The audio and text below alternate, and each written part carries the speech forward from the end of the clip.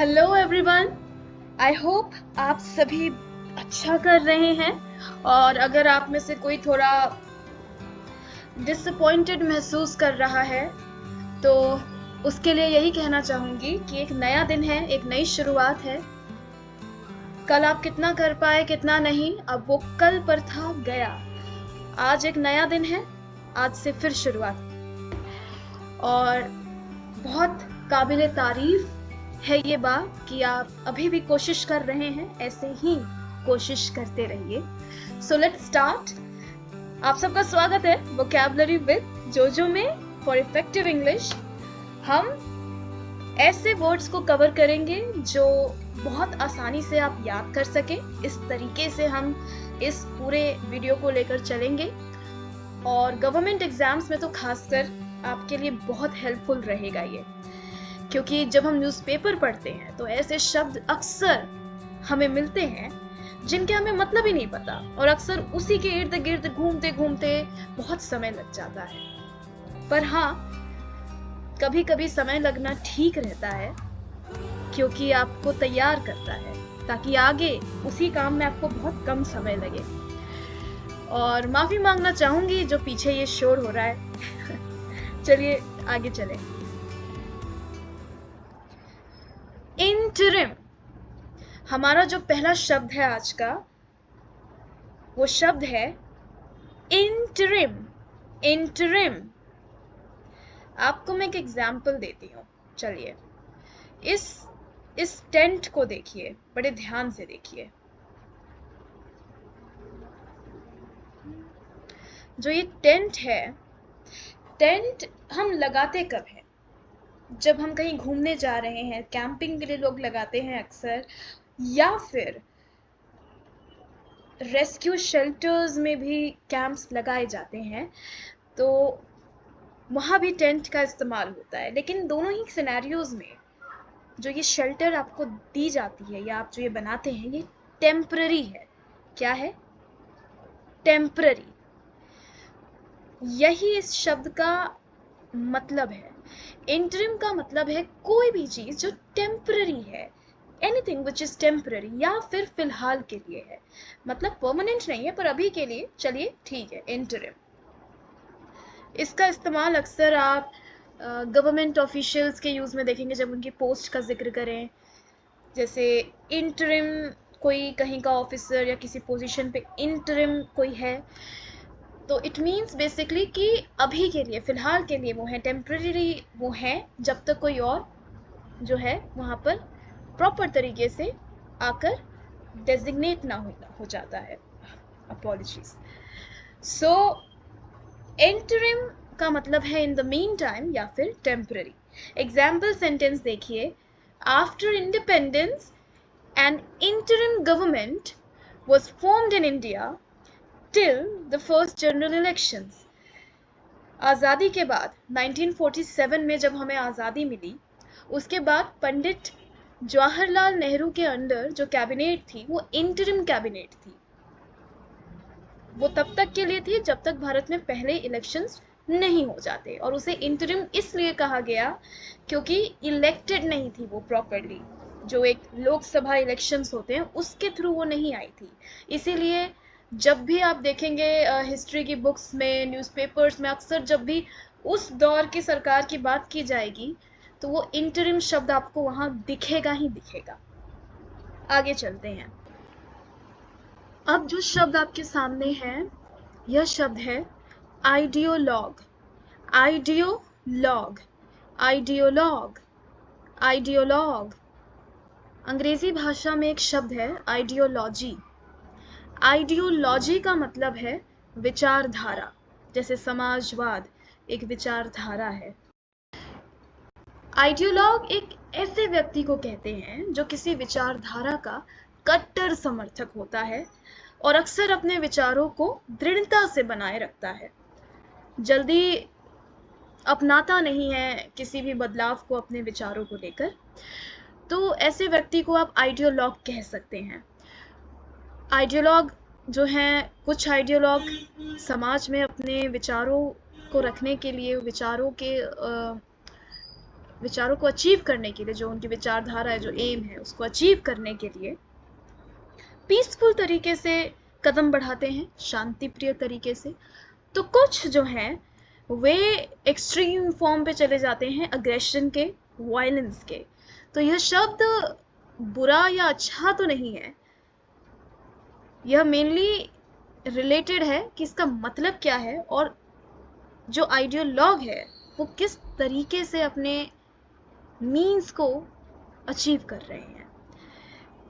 अंग्रेजी में मतलब हुआ a person who believes in an ideology in a rigid manner. Terrorists are ideologues who are harmful for the society.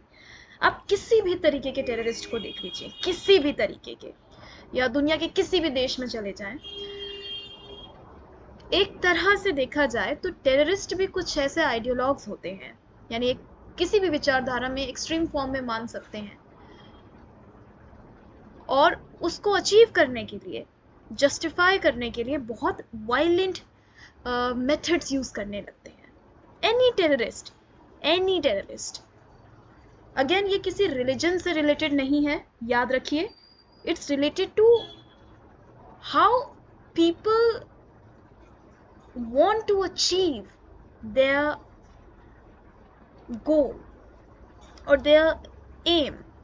Terrorist जो जरिया इस्तेमाल करते हैं अपनी कट्टरता को जस्टिफाई करने के लिए, वह सही नहीं है।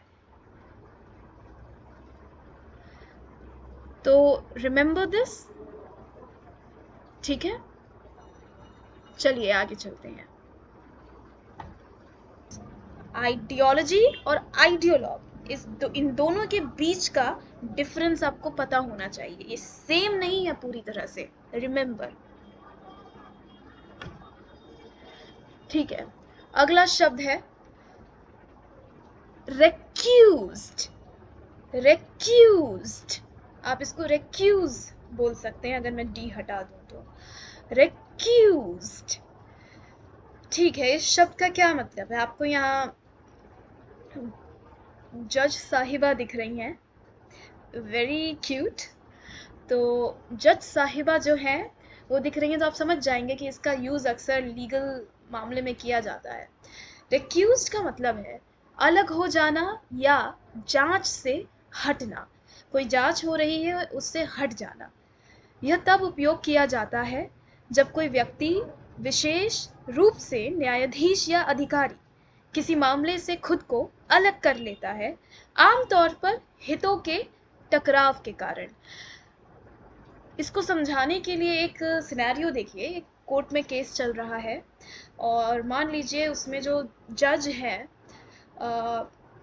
जो उसको ऑब्जर्व कर रहे हैं केस को, जज जो है उन्हीं पर एलिगेशंस लग रहे हैं, मे बी कि कहीं ना कहीं जो एक्यूज्ड है, जिस पर इल्ज़ाम लगा है, उससे वो रिलेटेड हैं, ये है वो है। तो ऐसे में जज क्या करेंगे कि वो खुद को हटा ले रहे हैं उस केस में से, कि वो नहीं उस केस को ऑब्जर्व करेंगे।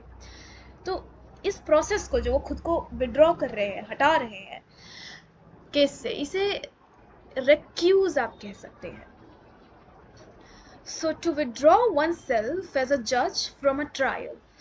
Example sentence देखिए, the judge recused himself from the ongoing case as the accused was his distant relative.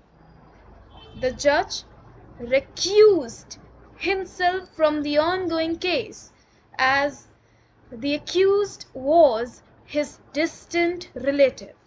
इस शब्द को याद रखना है तो ऐसे याद रख सकते हैं आप। इधर देखिए, ये जज हैं और इन्होंने केस से क्या कर दिया? एग्जिट कर दिया, लीव कर दिया।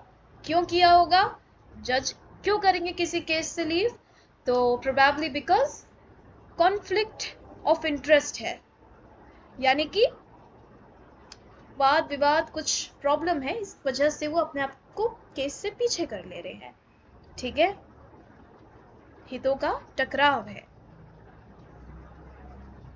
और हितों का टकराव जो है वो एक रीज़न है। उनमें से एक जो आपको मैंने एग्जाम्पल दिया है वो भी कंसिडर हो सकता है। चलिए आगे चलें। ठीक है, अब ये शब्द आता है ऑब्सक्योर। ऑब्सक्योर, ऑब्सक्योर, ऑब्सक्योर, इसका मतलब क्या है? अस्पष्ट, धुंधला, अंधकारमय या दुर्गई। बेसिकली ये शब्द क्या है? यह किसी चीज के स्पष्ट रूप से दिखाई ना देने या समझने में कठिन होने को दर्शाता है। कोई चीज है जो आपको ढंग से समझ नहीं आ रही है या बहुत मुश्किल है उसको समझना, क्योंकि वो क्लियर नहीं है, धुंधला है, अंधकारमय है, डार्कनेस में है। जैसे अब अंधकार भी होता है तो अंधकार में, डार्कनेस में हम देख नहीं पाते, ये उसी रेफरेंस में यूज होता है शब्द कि ऑब्सक्योर। जैसे यहाँ देखिए, ये एक स्क्रिबलिंग है जहाँ कुछ समझ नहीं आ रहा है, वी आर क्वाइट पजल्ड कि इसका मतलब क्या है, ये ऑब्सक्योर है। तो ऑब्सक्योर का ऐसे ही इस्तेमाल होता है। In English meaning is something that is unclear or difficult to understand। कोई चीज जो अनक्लियर है, स्पष्ट नहीं है, या फिर समझने में डिफिकल्टी हो रही है, समझना मुश्किल है। एग्जाम्पल सेंटेंस देखिए, the teacher takes more time to check the assignments as most of the students have obscure handwriting। जो शिक्षक या शिक्षिका हैं, जो टीचर हैं, उन्हें ज़्यादा समय लगता है असाइनमेंट्स को चेक करने में, क्योंकि ज़्यादातर जो स्टूडेंट्स हैं, ज़्यादातर जो छात्र हैं, उनकी हैंडराइटिंग बड़ी ही समझने में दिक्कत होती है, ऐसी हैंडराइटिंग है उनकी, अनक्लियर है। The teacher takes more time to check the assignments as most of the students have obscure handwriting। चलिए आगे चलें। ठीक है, अब जो ये शब्द है हमारे पास, ये है लैंग्विशिंग। लैंग्विशिंग, लैंग्वेज से इसका कोई नाता नहीं है, ठीक है। लैंग्विशिंग, लैंग्विशिंग का मतलब क्या है? आप जरा इस ग्राफिक को देखिए। यहाँ पे आपको एक जनाब दिख रहे हैं, you can see an individual here, और बीमार लग रहे हैं, राइट? इनकी तबीयत क्या हो रही है? खराब, वीक पड़ रहे हैं, ये कमज़ोर लग रहे हैं, कमज़ोर हो रहे हैं धीरे धीरे। लैंग्वेजिंग का यही मतलब है। क्षीण होना, मंद पड़ना, दुर्बलता या दुर्दशा, यह किसी चीज के धीरे धीरे कमजोर या निष्क्रिय होने को दर्शाता है। अक्सर ऐसा कब होता है? ग्रीफ की वजह से, किसी दुख में है आप, शोक में है, उसकी वजह से इंसान धीरे धीरे कमजोर पड़ रहा है। refers to a state of weakness often due to grief। Example sentence देखिए, after losing her husband she has been languishing day by day. अपने पति को खोने के बाद दिन प्रतिदिन वह कमजोर होते जा रही हैं। After losing her husband she has been languishing day by day. ठीक है, आगे चलते हैं। आगे चलते हैं, अब तो चलना ही पड़ेगा क्योंकि it's the end. Thank you so much for watching this video. इस वीडियो को देखने के लिए आपका बहुत बहुत शुक्रिया। कमेंट सेक्शन में अपनी राय लिखें और भूल चूक हुई हो तो माफ़ करें। साथ में अगर आपने कोई नया शब्द सीखा है आज, तो please feel free to drop it down in the comment section, because we would also like to learn something new from you। And don't forget to like, subscribe and share। Like करें अगर आपको ये video पसंद आई, अच्छा लगा, कुछ सीखा आपने, आपको लगा तो लाइक कर सकते हैं, और सब्सक्राइब करिए ताकि जब अगला वीडियो आए, जब अगली वोकैबुलरी आए तो आप उसे मिस ना करें, डायरेक्टली आपके पास आए, जैसे खाना परोसा जाता है वीडियो आपके पास आए। ठीक है, बहुत बहुत शुक्रिया आपका।